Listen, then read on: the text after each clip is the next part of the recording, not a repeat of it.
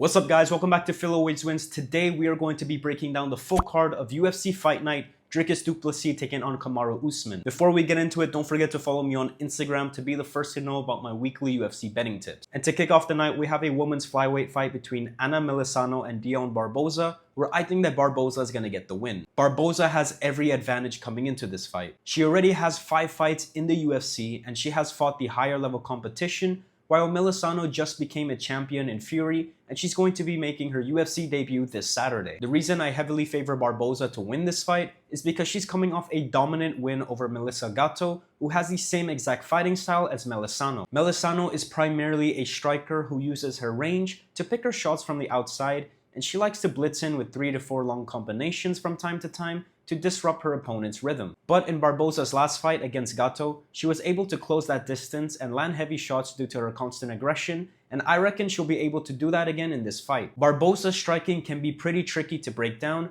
because she's able to fight a stand-up fight from both stances, and she can make this a competitive fight on the feet because it takes her opponents time to adjust to her rhythm changes. And I doubt it, but if she starts to struggle in the striking exchanges, then she can resort to taking Melissano down because Barbosa is also an effective grappler who's able to maintain top position and threaten dangerous submissions. Barbosa is the more experienced and well-rounded fighter, and I think she'll be able to land the bigger shots and have more ground control over 15 minutes and win a 29-28 unanimous decision. Next up, we have a heavyweight bout between Alvin, Hines, and RJ Harris, where I think that Hines is going to get the win. Both of these fighters have only been training MMA for 4 years, but Alvin Hines is the more proven fighter. Hines is usually the aggressor in his fights, and upon first glance at his physique, you may think that he's pretty fat and that he doesn't have any stamina, but he actually is able to put constant pressure on his opponents for all 3 rounds. His striking can be wild at times because he does have a tendency to overcommit on his punches, but he's extremely tough and he's willing to take damage in order to land his own. I also like that Hines went the full distance with Jonathan Denise in his last fight,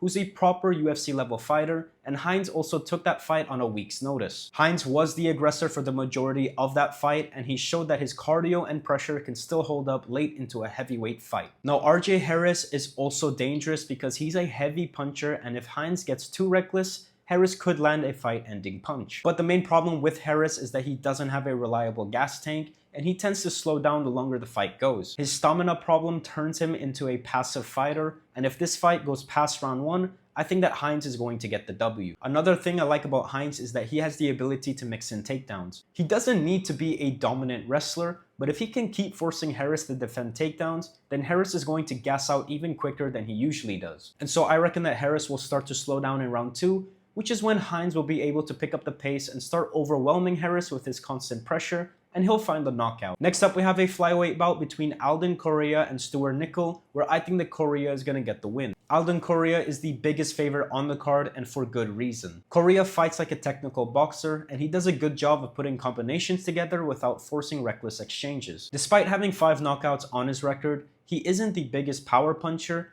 but he does consistently throw in volume, and he usually wins minutes by being the sharper fighter and landing the more effective shots in the striking exchanges. Now Nicoll is also a striker, but to be honest, there's nothing really much about him that stands out to me. He's not that dangerous on the feet because he doesn't have that much power, nor does he throw that much volume. This is going to be a pure striking fight, and Nicoll is just too much of a passive fighter, and usually when the fight stays standing, the aggressor lands the more damaging shots. I reckon Coria is going to be able to overwhelm Nicoll on the feet and slowly pick him apart until he finds a late knockout in round 3. Next up, we have a light heavyweight bout between Levi Rodriguez and Felipe Franco, where I think that Rodriguez is going to get the win. Rodriguez is basically a highly aggressive brawler who just comes out swinging for the fences, and he relies completely on his aggression to try and overwhelm his opponents. It's not the smartest way to approach a fight, but in all fairness, he does have power in his hands, and he won all 6 of his fights via knockout. Franco, on the other hand, likes to fight a more technical stand-up fight,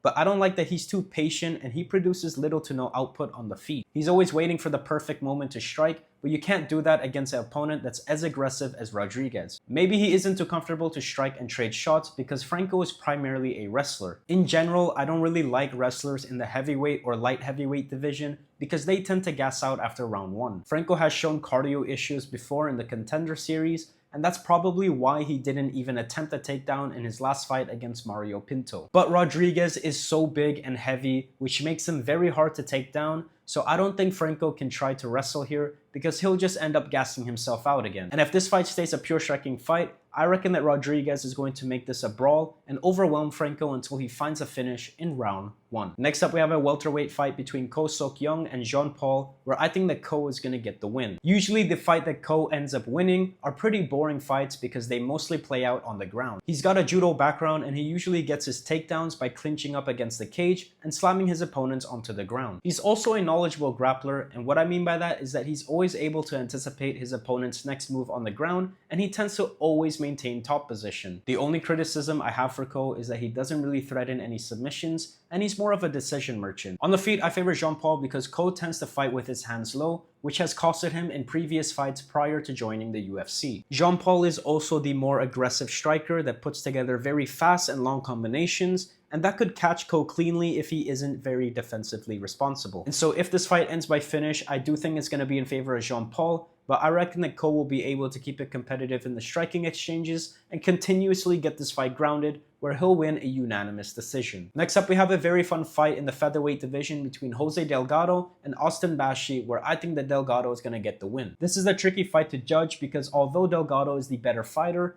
Austin's fighting style is the exact counter to Delgado's fighting style. Delgado is a lanky striker that almost always has a reach advantage in his fights, and instead of picking his shots from a distance, he prefers to control the pace of the fight with his aggression. He's always pressing forward and putting together long combinations that usually overwhelm his opponents and grants him the knockout. But his aggression could actually backfire for him in this fight because it opens up opportunities for Austin to take him down. Austin is a very talented and highly aggressive wrestler who's constantly shooting for takedowns and threatening submissions. He's only 24 years old and he seems to be in the best shape of his life because he's able to fight at a very high wrestling pace for all 3 rounds. And if there's one thing that Delgado struggles with, it's defending takedowns and getting back to his feet. But Austin relies completely on his wrestling to win fights, and if Delgado lands the more damaging strikes, he could still win rounds despite being controlled on the ground. Austin has also never fought someone who's a real threat on the feet like Delgado is, and I think that Delgado may even find a late knockout in round 3. And just like that, we are on the main card where we have a fight between Tommy McMillen and Alberto Montes, where I'm favoring McMillen to get the win. There's a lot of hype behind McMillen's name because not only does he train with Sean O'Malley, but he's also a very entertaining fighter to watch because he comes out swinging for the fences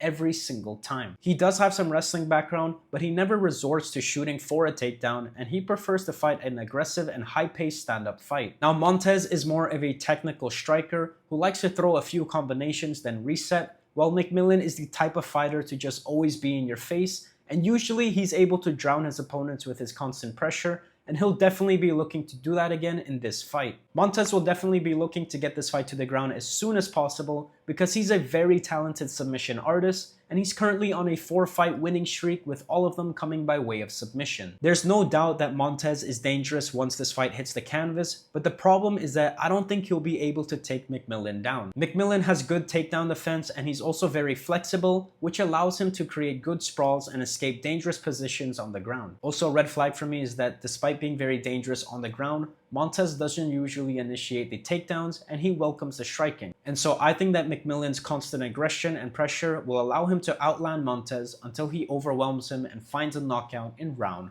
1. Next up, we have a women's strawweight fight between Fatima, Kline and Tabatha Ricci, where I think that Kline is going to get the win. To put it simply, Kline is just the better fighter in this matchup. She's a proper UFC prospect that already has 3 wins, with 2 of them coming by way of knockout. She's a talented striker and she does her best work on the feet because she understands how to use her reach advantage to outland her opponents. Usually she throws 3 to 4 punches and she ends her combination with either a kick to the head or body, so that keeps her opponents guessing, and that's exactly how she found a knockout in her fight against Melissa Martinez. But what I like most about Kline is that if she's losing in the striking exchanges, she can resort to shooting for a takedown and start grappling. But I do think that Kline is going to try and keep the majority of this fight standing because Tabatha's main strength is her grappling. Tabatha is pretty short for the division and she has a major reach disadvantage, so she'll be looking to close the distance by pressing forward and either hold Kline against the cage and fight from within the clinch or try and take her down. I think that Kline will be able to stop the takedowns and keep the fight standing,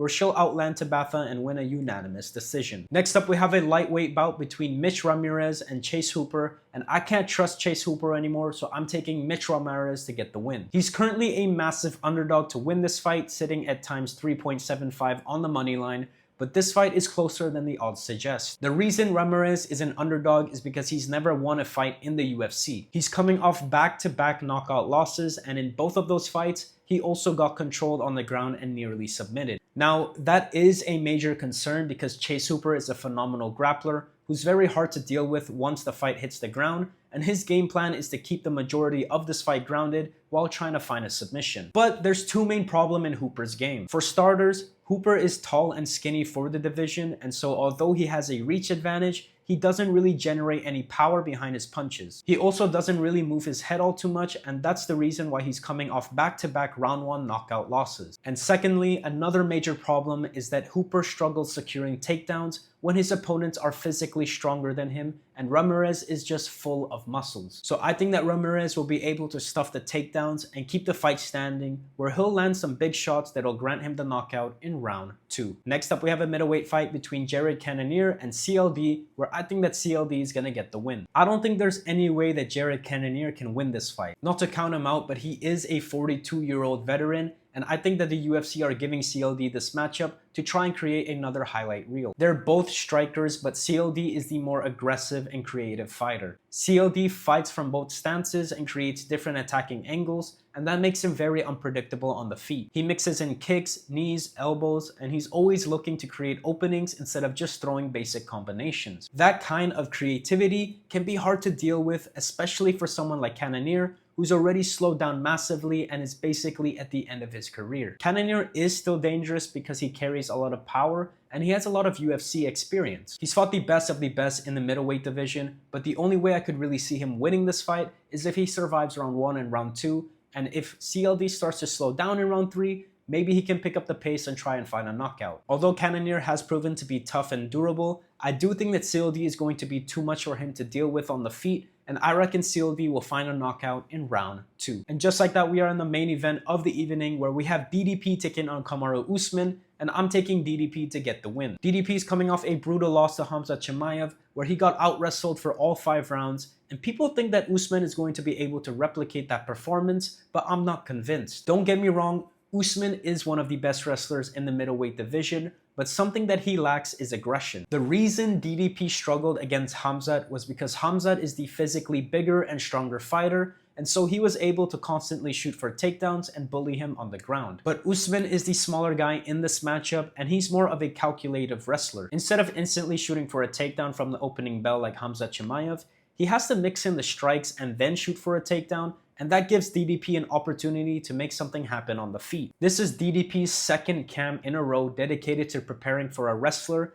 and I trust that he's developed good enough takedown defense to keep this fight standing. I do think that Usman will successfully get some takedowns, but I don't think he'll be able to hold DDP down for the majority of the rounds, and if DDP can keep this fight standing, we all know that DDP is the faster and more precise striker. And so I reckon that DDP is going to slowly break Usman down, and I actually think he finds a late finish in round 4. And so that's going to do it for my full card breakdown of UFC Fight Night DDP taking on Kamaru Usman. Let me know what you guys think in the comments, and don't forget to follow me on Instagram to be the first to know about my weekly UFC betting tips. Peace.